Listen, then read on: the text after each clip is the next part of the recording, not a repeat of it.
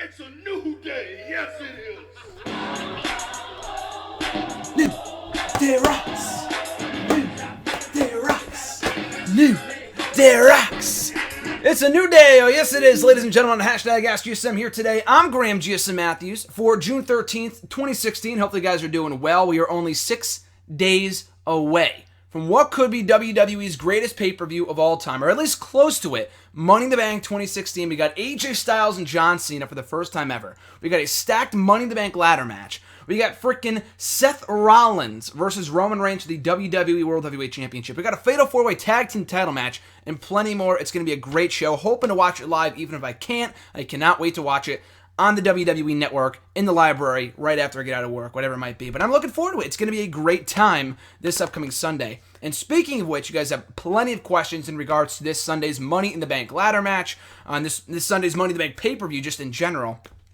But before we get started here, folks, two things I want to address, or actually a few things. One, thoughts and prayers are with those affected by the Orlando tragedies of the weekend, the mass shootings, just absolutely horrible stuff. I don't know what this world is coming to. It's got to focus on the positive, but it's just terrible tragedies, just awful shit. So my thoughts and prayers are with those affected over in Orlando.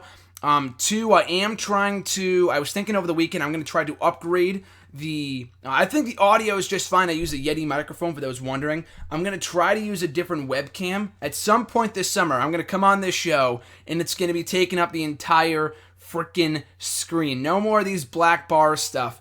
No more of that shit. Hopefully that's going to be a thing of the past, in the next couple of months or so. I'm hoping to upgrade at some point very soon.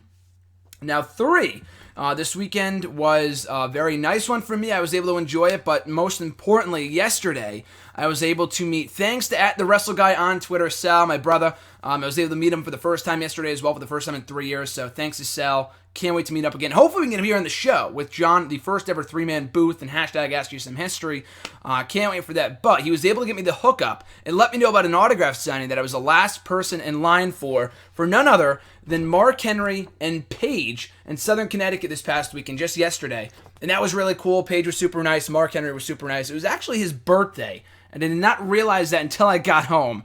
So my apologies to Mark Henry. I should have wished him a happy birthday. I did so on Twitter, so hopefully that makes up for it. Probably not. Probably should have gotten him a cake, but whatever.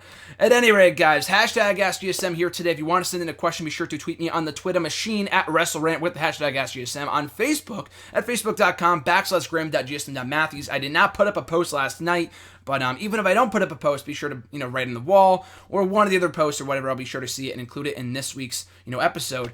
And without further ado, be sure to leave a comment down below. If you don't want to go to Twitter, if you don't want to go to Facebook, and you have a YouTube account, be sure to leave a comment on this very video, and I'll include it in next week's edition. So with that being said, guys, let's get right down to it. This week's question, starting with Emmanuel A. from YouTube. I know you love the old GM modes in the SmackDown vs. Raw series, but what is your experience with these story modes in the WWE video games? I remember the last game to have an original story mode was WWE 12's Roode to WrestleMania, which looking back was strange as hell. Sheamus won every championship at once at WrestleMania, in the end of his storyline, even the tag titles, and then Triple H returned to squash him for the WWE title, and whatever the hell happened to Sheamus and the rest of the titles was left unexplained. Basically, I'm just asking this to know if you've ever noticed how weird WWE 12 was. Yes, that was a very strange game. The most prominent, I don't really remember that stuff too clearly. I did play the story mode. I did play the story mode for WWE 13 too, but that was probably the last video game I played, that I really paid attention to. I've played 14, 15, 16, I own the games, but I really haven't just been into the games as much. Nothing against the games, I just don't really have the time as much anymore. But, and all those games were great, but WWE 13 was the last one they played. What's the word I'm looking for? But, that I really, not enjoyed. I don't know what the fuck I'm trying to say here. The last story mode that I really, played wholeheartedly, I guess. I really tried to do every single, unlock everything, play every story, blah, blah, blah. But like you said, WWE 12 was the last game that had an original story mode. And it was super freaking weird. Like I said, the only real thing I remember from that game is not the League of Nations. That's what it later became. But the United Nations stable they had with William Regal, Drew McIntyre, Sheamus, and Wade Barrett, which I talked about here on the show before, and I said how great that would be in real life, and they did in real life, and it sucked with the League of Nations this past year. But that was really the only thing I remember from that game. Though I do kind of remember what you're talking about when you explained it to me with the whole Sheamus winning every title and Triple H coming back, and that would kick off his storyline, and you were Jacob Koss or something like that. The newcomer, the call that was actually voiced by Austin Aries, believe it or not. But anyway, so yeah, those story modes were really, really weird. They were not supposed to be realistic. I guess if they were realistic, they wouldn't have been fun. I don't know. That's just my opinion. But making it weird as hell and just all that random ass shit happening was just the absolute weirdest thing. And I don't know. I do have experience playing the story mode games, and I did think it was weird probably at that time, but it's been a solid 5 years since I played the game, so I don't really remember it too clearly. His second question, I wasn't able to watch NXT TakeOver the End live, and as a matter of fact, I probably won't until Tuesday, long story. Instead of staying off the internet, I decided to look up the results anyway. I know you disapprove of spoilers, but I've developed a strange need to know what happens before on a show, before I'm able to see it. It helps set up expectations and what I can hope to happen. Do you disagree heavily with this thought process, or do you see some merit in it? Now, no, I don't disagree whatsoever. Like I said, I don't disapprove of spoilers. I don't know if I would put it that way. I just personally don't like spoilers. I don't like to be spoiled literally for anything. Even if, like tonight I won't be able to watch Raw, my first Raw that I will not be able to catch live in almost 2 years, believe it or not. I've always, every single Raw over the past 2 years, I've at least been able to watch like in the first 5 minutes, the first half hour, whatever. Tonight will not be the case, which is unfortunate, but it's fine. I'll just watch it afterwards. But nevertheless, though, so I do not like spoilers, and the only reason being, like, even if someone is watching a show instead of me, I don't even want them to tell me if it's good or bad or not. And that's kind of setting up expectations, because I know going in, if they tell me that it's bad, I'll be expecting a bad show. Or say they say it's a great show, and I watch the show and I think it sucks. So, like, I would be more disappointed had they not told me that. You know what I mean? So I don't disagree, I don't disapprove of spoilers, just me personally, I do not like spoilers. That said, your thought process and, looking up the spoilers beforehand, and that's kind of going beyond, like, actually looking up the spoilers, like, who won each match, which is completely okay. To set up your own expectations, like, some people just don't want to be disappointed, and I understand that's probably where you're coming from, and that you don't want to be disappointed, so you see what happens, so you can kind of expect it. I don't know, I feel like if I don't know who wins each match, like, for Money in the Bank, if I can't watch it live on Sunday, I don't want to know who wins each match, because I would love to know who wins AJ and Cena, as of watching. Otherwise, I won't be able to really buy into the near falls, if that makes sense. Like, even the old network shit, like the old pay-per-views that I watch on the network for WrestleRant, I don't even want to know who wins those matches. And some of those matches happened 30 years ago. You know what I mean? If I don't know who wins, I'm not going to go out of my way to find out who wins until I watch it on the show, if that makes sense. Again, that's just me, but where you're coming from, though, I completely understand that. That does have some merit to it. You don't want to be disappointed. A lot of people don't. There is some merit in that. That's just not my cup of tea. That's all. And your next question here. How do you feel about the escape option in steel cage matches? I actually saw an argument about whether or not a steel cage match should ban escaping. The opposing side being that it's a weak finish, and the only match to get an appropriate story out of it was Bret Hart versus Owen Hart at SummerSlam 1994. Have you ever had a problem with the you can win by escaping the cage finish? Not a huge problem. Here's the thing with steel cage matches. I think it'd be better, for some matches. It's weird. For some matches, it is banned, and you have to win by pinfall or submission. I feel like with a steel cage, it's pretty much Hell in a Cell.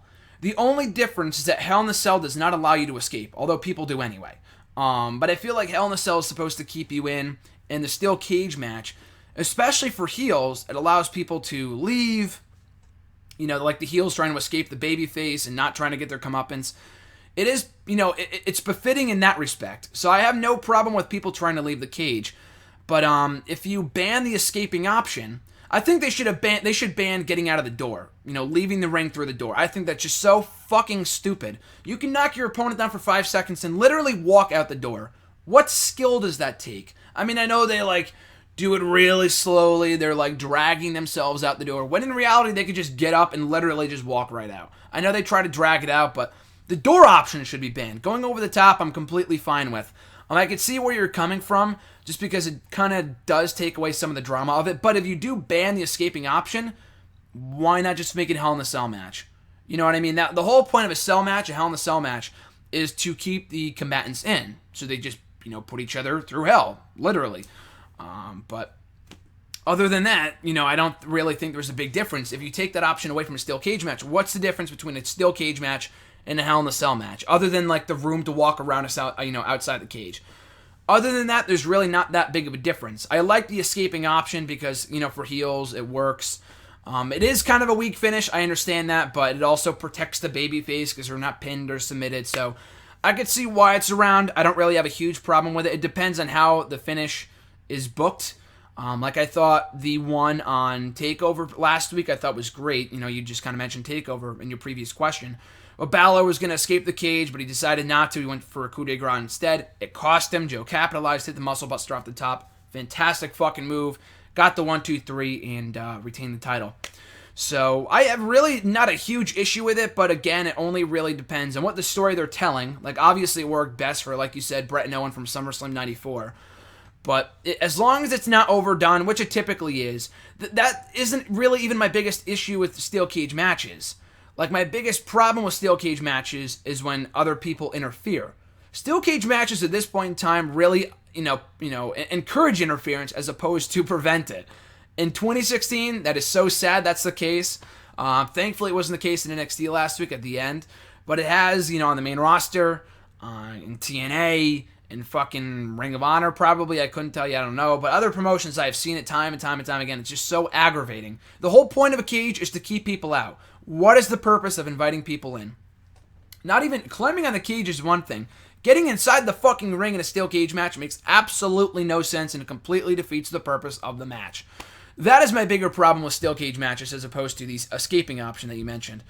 And your final question here, I saw your praise of the Cena Styles segment on Raw from last week, but there's just something too off about Cena talking about Styles being a bust. Do you ever get the feeling that Cena has a weird definition of success? Correct me if I'm wrong, but the Raw after Kevin Owens beat him in their first match, Cena ranted about how Owens was not a real man, and I think he became more respectful towards Owens' ability only after he won the rematch. And you were the rest of the question I'll read it off in a second, but you were absolutely right. I completely forgot about that until after you mentioned that, but I just remember being so pissed that he called him like, "Oh, you're not a real man." It says to the Father of the Year coming from the guy who got divorced by his wife. Just saying. But his question continues. I saw a comment from someone about how John Cena keeps emphasizing the future has to go through him. What he doesn't clarify is that the future has to literally pass through his digestive system. Is this a major issue linked to Cena never really losing a feud? So a lot of different thoughts there, but I don't know if this exactly answers your question. But it is a bit weird for the Cena character to take shots at people after he loses a match. He didn't do it so much with Rock, I think. Like, after he lost the 28 match, he didn't really say, like, "Oh, you suck, you're awful, you're not a real man," whatever, and then start to respect him afterwards. I feel like he respected him even after he lost the WrestleMania 28. I have to go back and watch, but that's just what I remember. But you're absolutely right. Kevin Owens being a prime example. After he lost that first match, Owens beat him fair and square, clean in the middle of the ring. No cheating, no nothing. You would think, and again, maybe I'll have to go back and watch. Maybe he did give him props and no one's pissed him off and then no one's fired back with a comment. With Cena, he did give him, I mean, like you said, he did call him a bust, but before that, he did put him over as one of the biggest stars in the last 15 years to never come to WWE. He said it was the dream match, so he did not completely verbally bury him, you know what I mean?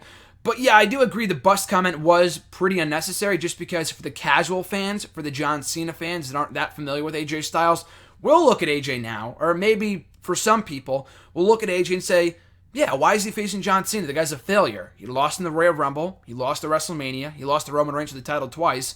How is this guy a success? So pointing that out, I didn't really necessarily agree with that. I guess we'll see what happens tonight and whether he calls him a bust again or whatever. If that's the story of the match, I have no idea. I really hope AJ does not have to resort to the club coming in order to beat John Cena. That's really the only issue I have against AJ being a heel right now, just because I feel like it's going to be interference city in all of his matches with the fucking club, which is fine. I love the club as a whole, as a group. But I don't need to see the club interfering in every AJ match to help him win. Because he can win on his own. He's one of the best in the fucking world. And Seth Rollins would win on his own every now and again. He didn't have interference all the time from the Authority last year, so AJ should be the exact same way, in my opinion.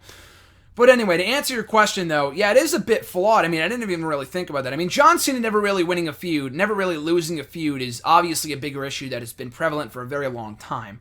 But specifically talking about how after he loses one match to his opponent and then kind of verbally berating them until he wins the rematch and then respecting his ability is kind of like very condescending. It's very patronizing for the John Cena character, almost coming off as a heel, which he has in the past. He's come off like a douche in the past. And this is not really anything out of the ordinary, but it does raise a bigger question. Can John Cena ever really win a feud? Can he ever really lose a feud, rather? Excuse me. Tongue twister. But can he ever really lose a feud in WWE without... I mean, he's not going to look weak. If the Kevin Owens feud last year was any indication, he can... I think it might have been because after he lost to Owens, his merch went down ever so slightly. It might have been something else. I have no idea. Maybe Vince freaked, had him win the rematch, and just scrapped the Owens push altogether. I mean, granted, he's doing just fine right now. He's one of the most entertaining characters in the entire program, but he did lose the rematch, which I was fine with, and he attacked Cena afterwards. And he lost the third match, too, which to me made no sense. Owens really should have won that. I want to see a feud where John Cena loses back-to-back matches. I don't need to see him win every single feud that he's in, much less 2 out of the 3 matches that he's in, or at least back-to-back. Why not? He should lose. I mean, I know he lost to Punk back-to-back in SummerSlam and Money in the Bank 5 years ago in 2011. But other than that, I could not tell you, since he became a main eventer, 2 back-to-back matches. I mean, he lost throughout the entirety of the summer of 08. Like, all those matches clean, by the way, too. June 08, Night of Champions to Triple H. July 08 to JBL at the Great American Bash. And at SummerSlam to Batista. He lost all those matches pretty much clean. But they weren't to the same person. It's not like Triple H beat him twice consecutive on consecutive pay-per-views. So I don't want to go on a huge rant here, but yeah, pretty much I do agree that the whole John Cena never losing a feud thing is a pretty big problem with his character. John Cena's great. His in-ring skills are excellent. I don't care what anyone says. His mic skills are awesome. He showed that last week, but it's the overall scheme of things, the overall look at the John Cena character, and that he can never really lose a feud is definitely concerning to me and many other people. And in terms of getting over other talent. Because AJ wasn't wrong. It's people like you that bury people like me. Maybe bury was too strong of a word, but he was trying to get a rise out of the audience. I get that. But look at Bray Wyatt, Rusev, Wade Barrett. All of those people were not better off after the John Cena feud. Oh, I can hang with John Cena. No. That's not that message was over 10 years ago. That no longer is that even a factor. Rusev, I looked stronger coming out of the John Cena feud. The guy was a fucking loser. He went on to engage in one of the worst programs in the last 5 years with Dolph Ziggler. How did he come into that thing looking any stronger than he was going into it? You know what I mean? They only built up Rusev just to knock him down. Bray Wyatt, the same exact thing. He came out of that looking like a fucking loser. He did not come out of that feud better because of it. Just because he's in the ring with John Cena. I mean, maybe as a one-off match, like the Neville match that Cena had. The Cena-Neville match. Neville came out of it looking pretty good because he came close to beating John Cena. Cena didn't beat him 1, 2, 3 in the middle of the ring, and there was no rematch after that, or at least not yet. So that's one instance, but that's a one-off match. I'm talking about a full-on feud here. There is no one in the last 5 years that has come out of a John Cena feud better because of it after losing to John Cena in like back-to-back matches. Punk was the only exception because he beat Cena in back-to-back pay-per-views. Again, look at the past 5 fucking years. Wade Barrett lost to John Cena once at TLC, but he was a loser after that. They built him up just to knock him right down because they feel like after you go through John Cena, there's nowhere else to go but down. And again, I said I wasn't going to rant about it, but I did anyway, but I don't know, I just needed to get that off my chest. Captain Sunshine's got a couple questions here. What's up with Teddy Long being brought back on Raw? Namely, why the hell were 3 segments devoted to Stephanie McMahon putting herself over Teddy Long? Because it's Stephanie fucking McMahon. I honestly don't know what to tell you. It's a Stephanie McMahon character. It's just designed. It was born to emasculate other baby faces and even heels on the roster. Look no further. I mean, you can ask the same question about the Charlotte segment. Look no further than that segment from 2-3 weeks ago when she completely verbally berated and buried Charlotte. Even though she's a fellow heel, and just because, and not even that, she slapped Ric Flair 2 weeks before that. She slapped Ric Flair. Yet she berates Charlotte backstage for something that she would have done anyway. So, just stuff like that is just so cringeworthy with the Stephanie McMahon character. Acting nice, being all babyface is cool and all for a time. Until the real Stephanie comes out, like we saw the Teddy Long segment last week. A lot of people, myself included, were hoping that it would lead to former GMs coming out throughout the night. Obviously, that wasn't the case. Maybe we see Eric Bischoff tonight. His new DVD came out last week. And maybe they bring back old GMs in the next month before the draft goes into effect. I have no idea, but I would love to see it. I would love to see Bischoff back tonight. Don't really care too much about Vicky Guerrero. I had my fill of her 5 years ago. But Johnny Ace, not really a huge fan of him. But you know what I mean, like along those lines. Mike Adamle, I'd go fucking nuts for if he came back. Obviously, that's never in the cards. But that would be just an absolute riot. I would jump through 5 windows if that was the case. But at any rate, the whole purpose of that was to I guess kind of just plug the brand split saying that SmackDown needs a GM. I thought Stephanie said that she was the GM. I have heard no one else say that. But I could have sworn that she, maybe not officially outright said it, but she pretty much alluded to in that segment saying that, oh, we don't need someone like you running, SmackDown, Teddy. We need a McMahon, preferably Stephanie McMahon. So I thought that was her pretty much confirming that she'll be the GM of SmackDown. Maybe I'm wrong. No one else really seems to think so. I haven't heard anything else from anybody else, so I'm not really sure. I haven't heard anything else from anybody else. I guess we'll find out in due time, but that was pretty much the only purpose that segment served, was to hype up the brand split, that SmackDown needs a GM. And I thought it was cool. I mean, the segments were pretty pointless, but when Teddy came out, I mean, it got to be overkill by the end of the night. The Teddy Long stuff at the beginning, when he first came out, I went fucking nuts. It's the Mac Militant. Gotta bring it on. However his theme goes. It's fucking great. It's a guilty pleasure of mine. It's really a guilty pleasure. The whole character is a guilty pleasure of mine, even though it's not great, and Teddy Long has never really been amazing at what he does. But I enjoyed the first segment. Everything else after that, like I said, was overkill. Captain Sunshine's second question. So, what kind of mid-carders does NXT have right now? I mean, who's a good, respected male singles wrestler right now in there that's not a new prospect expected to challenge for the NXT Championship or an enhancement talent to put over each of them? No way, Jose. NXT does not really have that much of a mid-card. I mean, even right now, they don't really have... And it's so funny, they mix so much with so little. If you really think about it, they have a lot of talent on their roster, but they just brought in Andrade Almas, CN, which is cool. Dillinger is pretty much an enhancement guy. He should be more, but he's an enhancement guy. Manny might be, I keep on calling him Manny because that was his old name. Andrade Almas did pretty well. He could be a solid mid-carder. But their mid-carders like Corbin, Apollo Crews, they all get called up. Tyler Breeze got called up. He was the glorified mid-card of NXT. Austin Aries, Shinsuke Nakamura are pretty much like upper mid-card competitors, obviously. You have Balor, you have Joe, you have Elias Sampson. You know what I mean? You don't really have many mid-carders in NXT. Hence why, I mean, would it be cool to have a Dusty Rhodes mid-card championship in NXT? Sure. And I wouldn't even say... When anyone ever asks me about adding more championships, I always say no, just because it could work, but WWE never really does it right. NXT, I have faith that they would do that right, a mid-card championship. And there's some people, like a Ty Dillinger, that would benefit from that kind of thing, and they're always bringing in new people anyway. So the roster, regardless of how many people they call up in the next few months of the brand split, they will always have, like Triple H said himself, 80 other people waiting in line to come into NXT, whether they be developmental people, whether they be other athletes from other sports, whether they be independent stars, they can always sign. They could sign fucking Adam Cole tomorrow or Jay Lethal if they wanted to. Probably not Jay Lethal, I don't know if he wants to come over, but you know what I mean. People like that, they could sign in an instant. So they'll have no trouble filling up those vacant spots when those people get called up. I know that's not your question, but NXT doesn't really have much of a mid-card. But for the talent they have a pretty stacked roster. And when you have 5 matches on a live special, that's really all you need.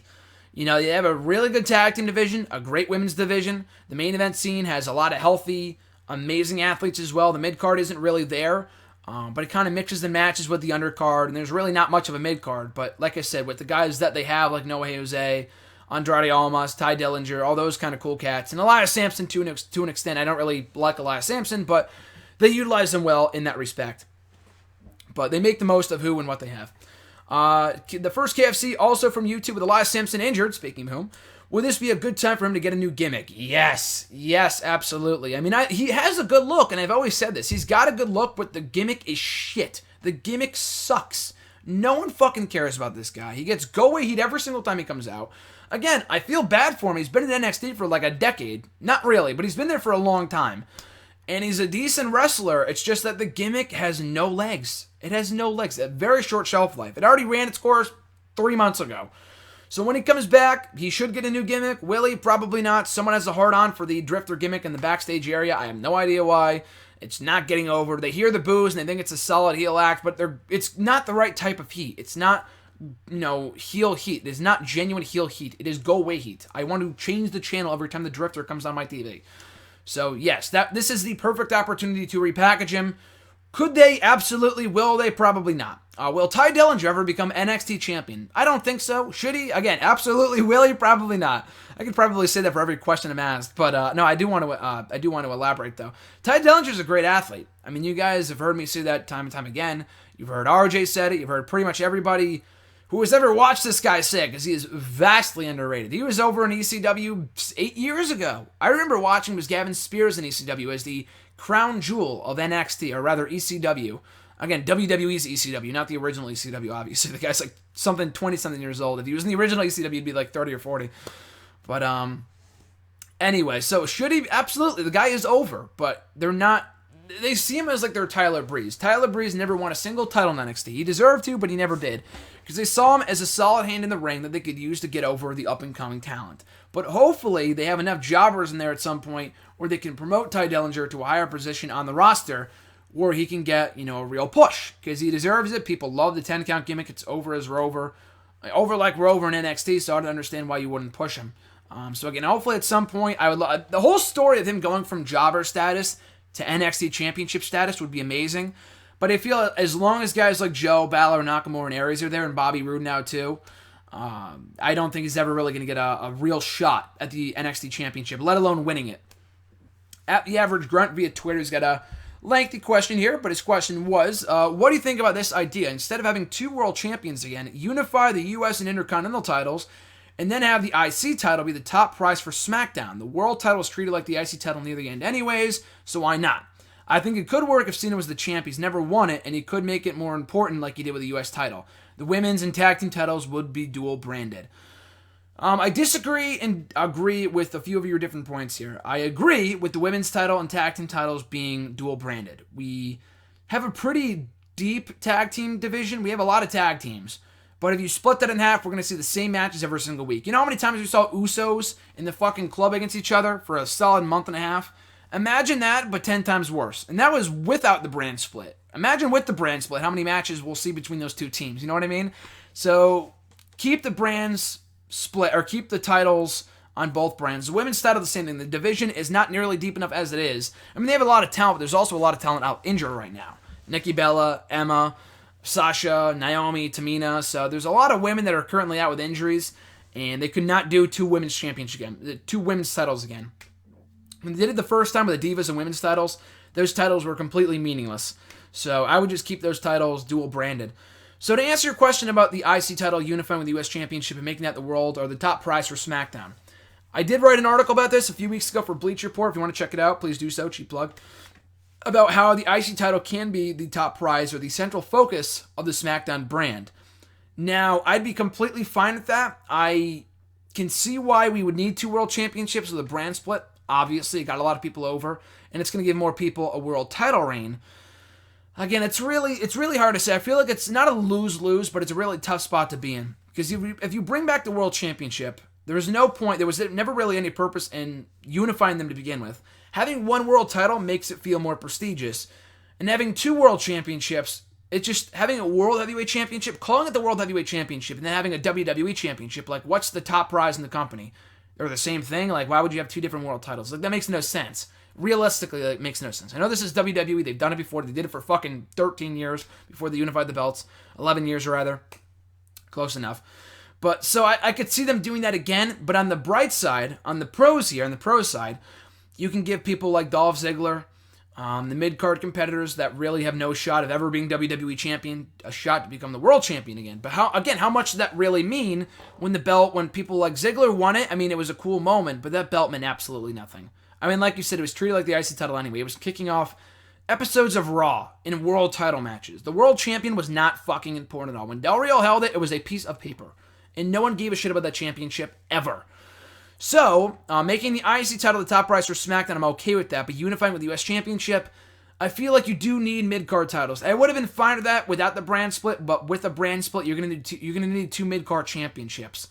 So I would not get rid of the US Championship. I would keep that on Raw or SmackDown or whatever, or on Raw in this case, and then make the IC title the top prize for SmackDown. But again, would people, and I don't want to see people intermingling with each other's shows, keep them as separate as possible. That was the biggest downfall of the previous brand split. So if you have one world championship, were the people on SmackDown ever going to get a shot at the world title? If it's not, if it's never on SmackDown? You know what I mean? So I feel like that's the biggest issue they've run in with, is that if Kevin Owens gets drafted to SmackDown, then he will never be world champion for a year until he gets possibly drafted to Raw. You know what I mean? So I feel like there's a lot of issues they run in with. I feel like unifying the titles was not the worst thing they could have done because it was really necessary at that time. But now that we're having the brand split come back, I don't know what you're going to have to do. I feel like you have to bring back the World Heavyweight Championship, and I was talking to Jason, Blue Eye Disorder, over the weekend at work, and he was mentioning and I mentioned how you can make the IC title the top prize of SmackDown. He said, that will automatically make it the second-rate show, because you have a second-rate title as the top prize for the second-rate show. And he makes a great point. If you make that IC title the top prize of SmackDown, it's going to take a long time for people to see that as the equivalent to the World Heavyweight Championship. For as much as it's been abused over the years, it's doing better a lot better now than it was a few years ago. But it's still seen as a step below the World Championship. So people will automatically look at SmackDown as the second-rate show, which it technically is, but you need to make those shows as equal as possible. And like you said, I like the idea of Cena holding it. I really like that idea a lot. And he should be on SmackDown, definitely. But it's a really difficult spot to be in. So I guess we'll see how it plays out. But those are my 2 cents from both sides of the fence. That rhymed. Anyway, so the next question that was unintentional. Do you think having Teddy Long as the SmackDown GM again would be a good idea? Or should they go with someone new? I wouldn't have anything against Teddy Long being brought back as a SmackDown GM, just because, like I said, he was never amazing in that role, but he's a guilty pleasure of mine. He was, synonymous with SmackDown for many, many years. He was brought into Power in 2004 and was GM up until pretty much almost a decade in 2013. On and off, obviously, but he was GM for a long time. So they could bring him back. He's not doing anything now anyway. The guy's like 60-something years old, so I wouldn't have a huge issue with that. I'd rather have Teddy Long over Stephanie. I really don't want Stephanie in charge. I mean, I know she was a great GM back in 2002, but I feel like now she's a lot more undermining of the baby faces and heels, like I said earlier. Now she emasculates everyone on the roster. So I don't really want to see that and have her ruin SmackDown for me. So I'd rather have Teddy Long in charge. But even other than that, I'd rather have just somebody new. Somebody new run SmackDown. I will take Teddy over Stephanie, but in a perfect world, I'd like to have somebody new. I'd rather not have Stephanie run Raw or SmackDown at all. She probably will. I'd rather have somebody new, though. Who that would be, I have no idea. Kurt Angle, he's a former SmackDown general manager. Bringing him back would be amazing. I don't see that happening, but that'd be cool. Paul Heyman again would be pretty cool, but I know he's busy with Lesnar when he comes back, so I would like to have somebody new, but if it was down to Teddy or Stephanie, I would take Teddy over Stephanie any day of the week. At TK96_, who would you pick for Roman Reigns' next top feuds leading up to WrestleMania 33? WWE Creative must be thinking about it.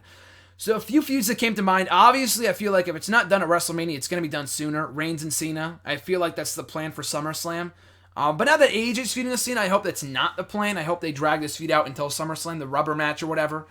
So I'd rather not see that at SummerSlam. You can hold off until WrestleMania. That's fine with me. But Reigns and Cena is only inevitable in order to pass the torch from Cena to Roman Reigns. Owens is a fresh feud. I feel like Owens is a step below Roman Reigns right now in the pecking order, so he'd probably get, maybe not buried, but close to buried by Roman Reigns.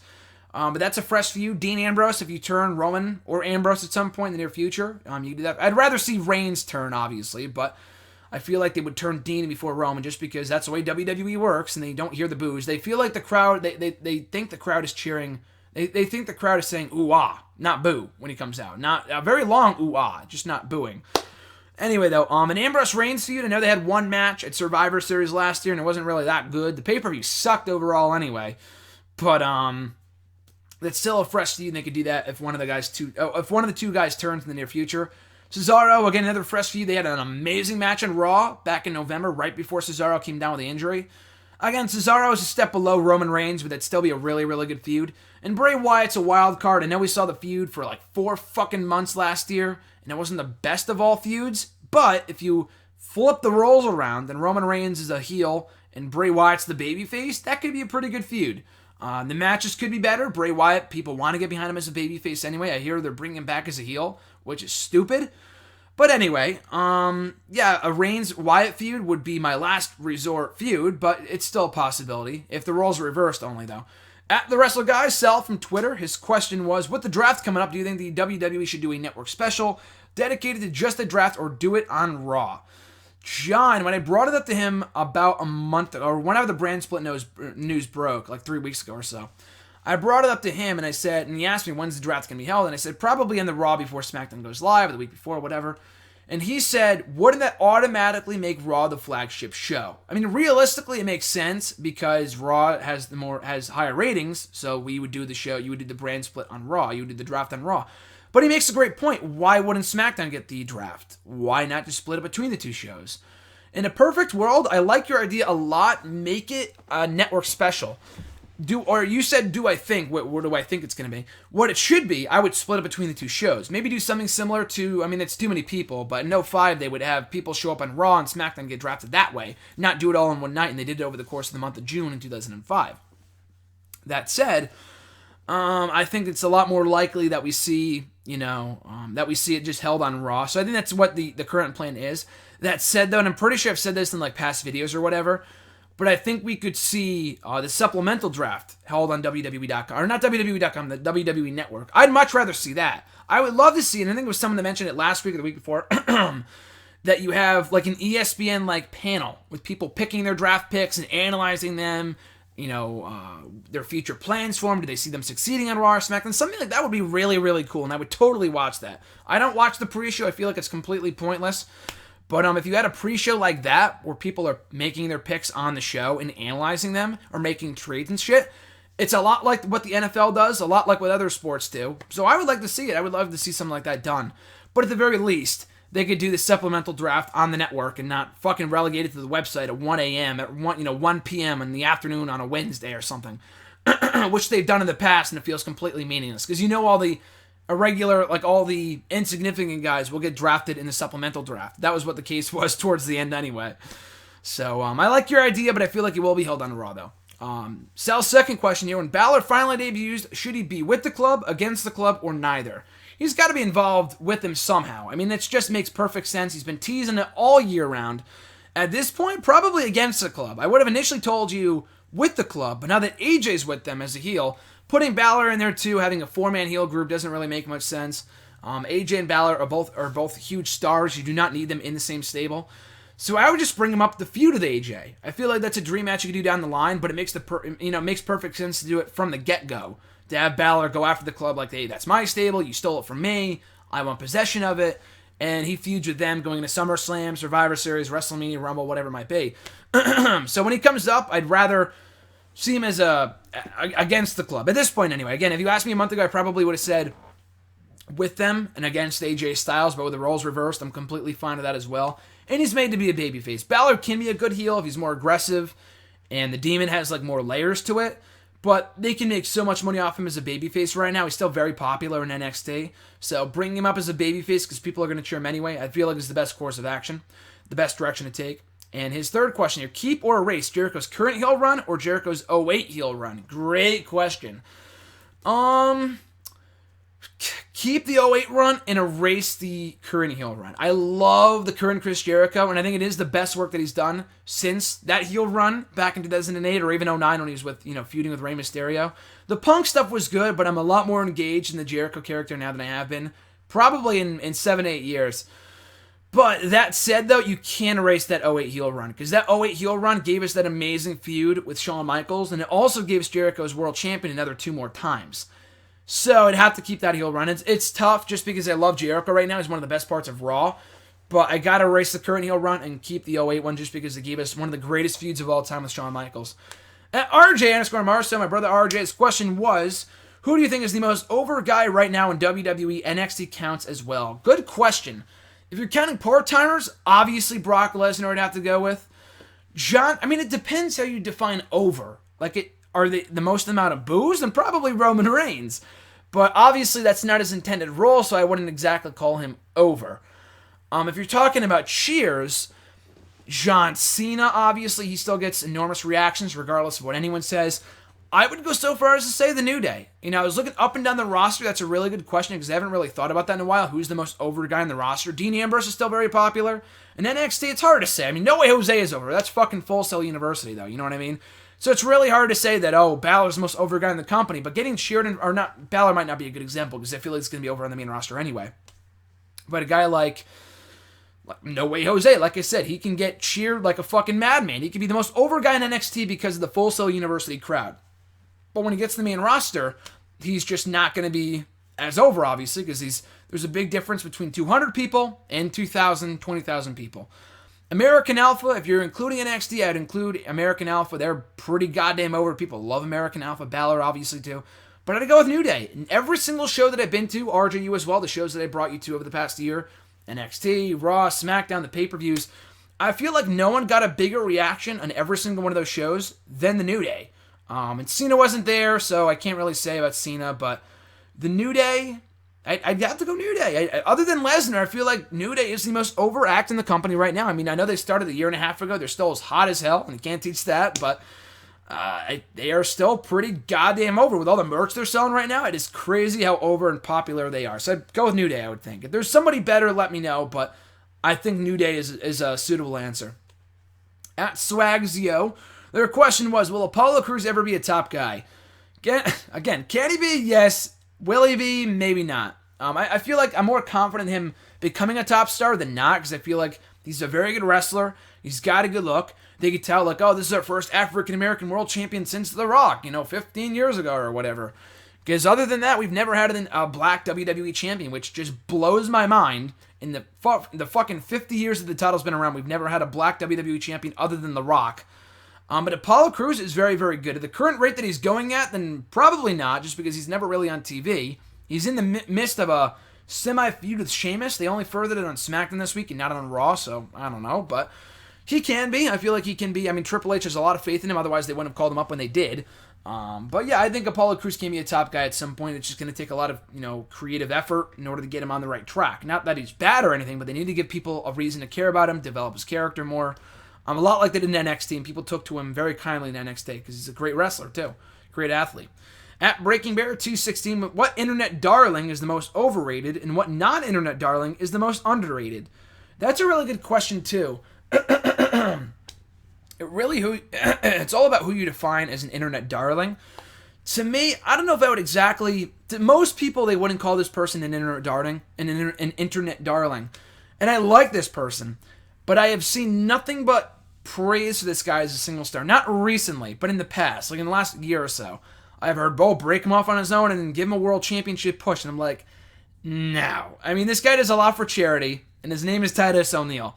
Again, I don't know if I would call him an internet darling, but I see that most of the internet likes him. I like Titus O'Neil, but people are like, oh, put the world championship on. The guy is an awful wrestler. O'Neil he's a passable wrestler. He is not nearly at the level of a main event caliber competitor. He might benefit from the brand split, good for him, but this guy is not world championship material. I know he's a super nice dude. He does a lot for charity. God bless him. That's why I really like Titus O'Neil. He's entertaining too.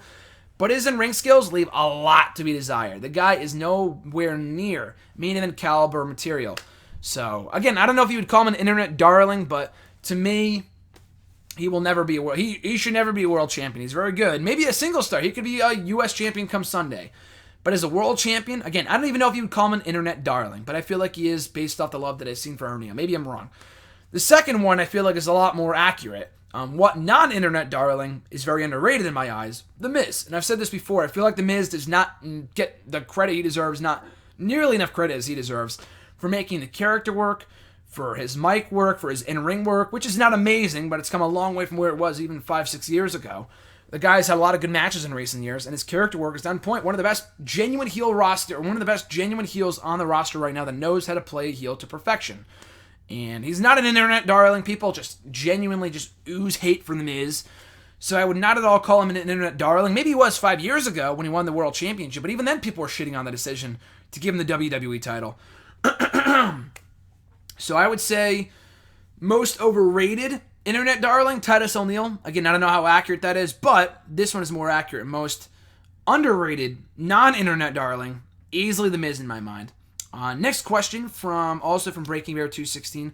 What wrestler from another promotion can realistically win the WWE title? No former champs like Jeff Hardy. Adam Cole. Adam Cole, I could see them bringing him in tomorrow and being WWE champion by next Tuesday. That guy is so goddamn good. He's got the look. He's young. He's a very good wrestler. One of my favorite stars in all of Ring of Honor. He is very, very, very good. Again, Jay Lethal, you said realistically win the world championship. I could see, EC3 is very, very good. I don't know if he could become a world champion in WWE, but I think he could be with the right seasoning. Is that possible? Is it realistic? Probably not. Same thing with Jay Lethal. I don't know if they'd bring him in as an internet darling. I mean, Adam Cole's an internet darling too. But Jay Lethal, I don't know if they would ever really give him a world championship push. Then again, they gave him, they gave AJ Styles an internet. They gave AJ Styles internet. They gave AJ Styles a world championship push, so nothing surprises me anymore. Nothing, nothing is ever set in stone. But I feel like Adam Cole has that more organic feel behind him, in that they can make a start of him from start to finish. I feel like Jay Lethal's already established, a lot like AJ Styles is already established. Adam Cole, he's established too, but they can build him from the ground up to be the next star, because he's so great at what he does. So Adam Cole, out of everybody, probably like a guy like Okada, again, I don't know if it's ever really realistic they could become a world champion in WWE, and we've never had a Japanese world champion, other than Inoki, but they don't really count those reigns. I think Inoki was probably the only one, the only, Asian world champion that we've had in WWE. Anyway, but you know what I'm saying, though, that we've had... that we've never really had a Japanese or a Chinese or an Asian world champion in WWE. Could Okada be a star in WWE? Sure. Could he be a world champion? I don't know about that. He could be. I don't know if they would ever put the championship on him, but you know what I'm saying here with Jay Lethal, Okada, EC3. They could be, but I don't see it happening. But Adam Cole, though, I could see him absolutely being a world champion at some point in WWE once they sign, which is hopefully soon, because the guy is really goddamn good, like I said. Would you rather... Also from Breaking Bear 216, would you rather have to take every Foley bump ever or every Money in the Bank ladder match bump ever? You would live through both, he says. Probably the latter. I feel like Mick Foley, and he lives to this day. He took every bump that he's ever taken in his career and lives to this day, but in a very poor health state. I mean, he's not in the worst condition possible, but the guy can barely walk. So probably every Money in the Bank ladder match bump ever. It'd be painful in, landing on ladders and shit like that, but I feel like it would not be nearly as painful as putting thumbtacks in your back, falling off, 20-foot high Hell in a Cell structure. So, yeah, I'd rather take every Money in the Bank ladder match bump ever, which is probably more bumps than Foley, but Foley took a lot of bumps and nearly killed himself every single time, and he puts his body on the line. Every Money in the Bank ladder match bump ever is brutal, but it's not nearly as dangerous as what Foley was doing, throughout his in his heyday, in my opinion. And his final question here: keep or erase in history Edge and Christian versus the Hardy Boys in No Mercy 1999, the first ever tag team ladder match, or the Survivor Series Elimination Chamber match in 2002, the first ever Elimination Chamber match? Good question. Without that tag team ladder match in 99, would we have had the Triangle Ladder match at WrestleMania 2000? Which kind of revolutionized tag team wrestling? It's really hard to say. I would say erase the tag team ladder match and keep the Elimination Chamber. I love that Elimination Chamber. I've seen the ladder match. It's really, really good. It's a great ladder match. Obviously the first of its kind. And again, this goes all the way back to keep or erase. Like, would you get... Like I said with Sal's question a few weeks ago, in that if you erase the first HBK Shawn Michaels or, HBK Taker match from WrestleMania 25... would 26 even happen? So I would erase 26 just because we wouldn't have Shawn Michaels retiring. So it's kind of a domino effect. If you erase the first ever chamber match, there's no more Elimination Chamber. And we've had a lot of great chamber matches. At the same time, I feel like the tag team matches that we got at SummerSlam 2000, WrestleMania 2000, and WrestleMania 17 were better than any Elimination Chamber match we ever had. Maybe not including 02. 02 was pretty great, but every chamber match after that was...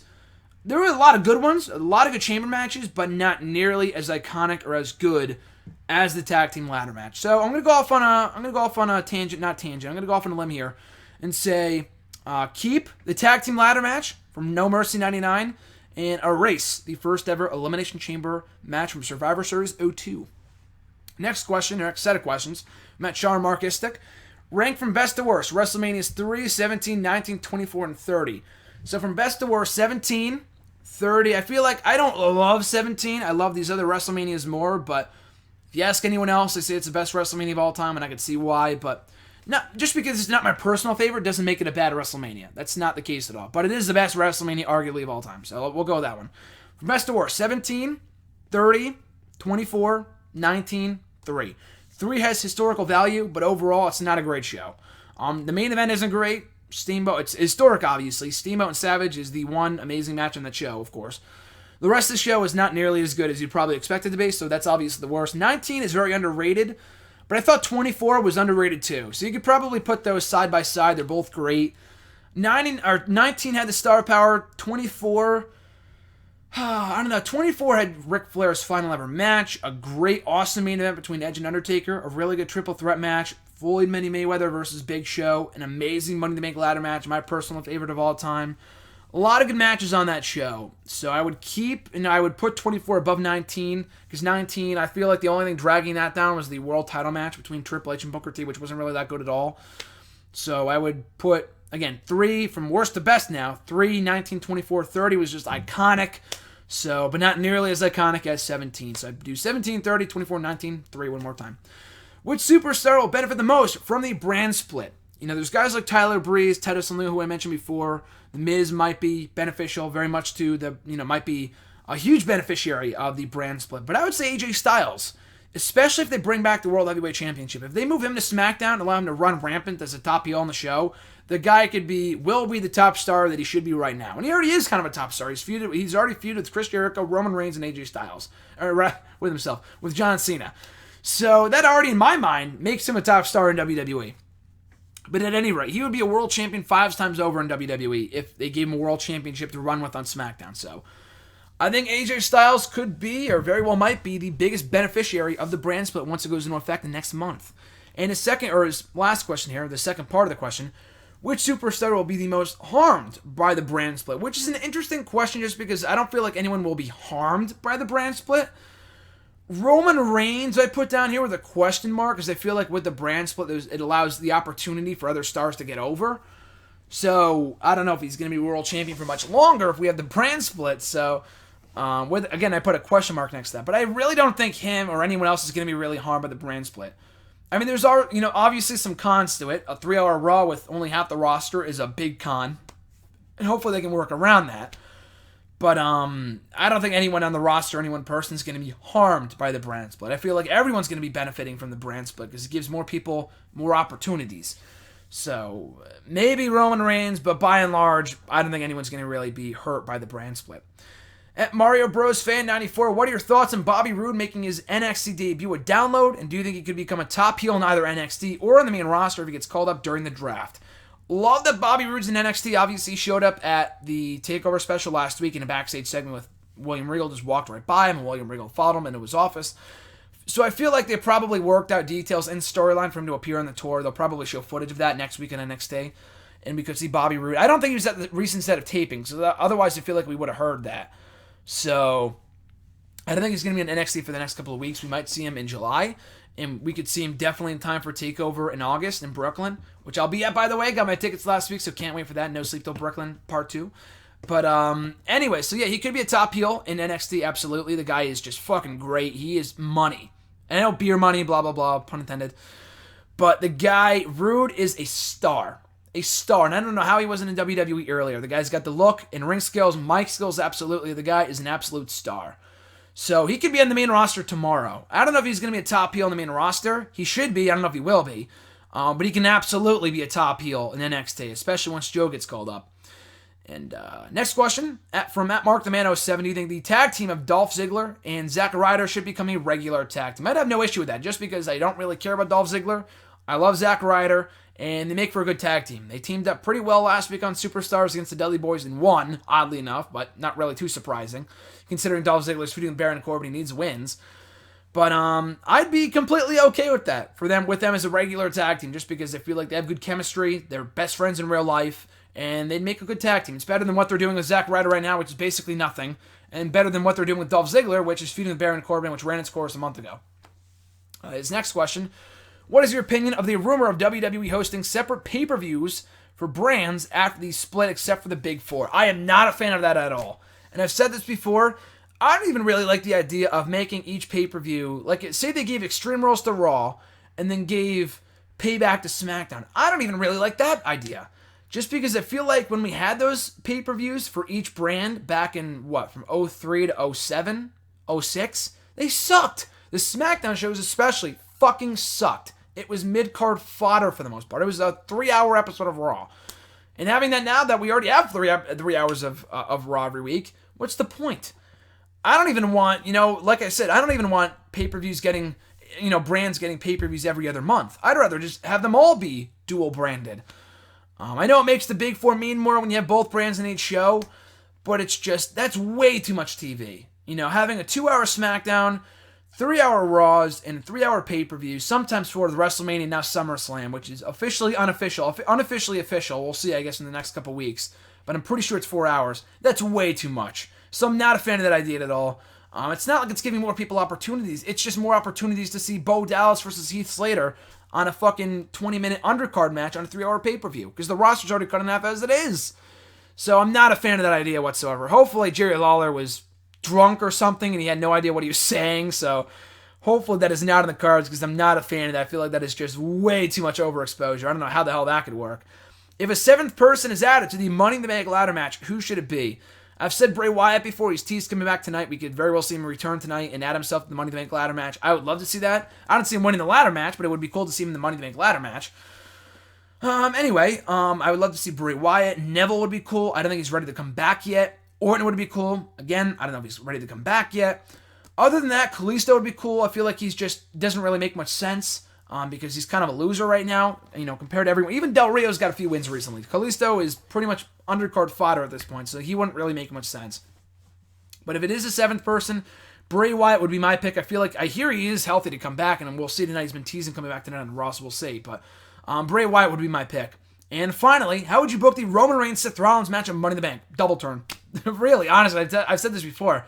Do a double turn, turn Roman Reigns heel, turn Seth Rollins babyface. They're not going to do it, but they should. Roman Reigns would be much better fitting in the heel role than, Rollins is bound to be a babyface before long. Even if they don't turn Roman, but they just turn Seth, I'm fine with that, but I feel like they have a perfect opportunity to do a double turn. They should have done it when he came back, Seth Rollins, but they didn't.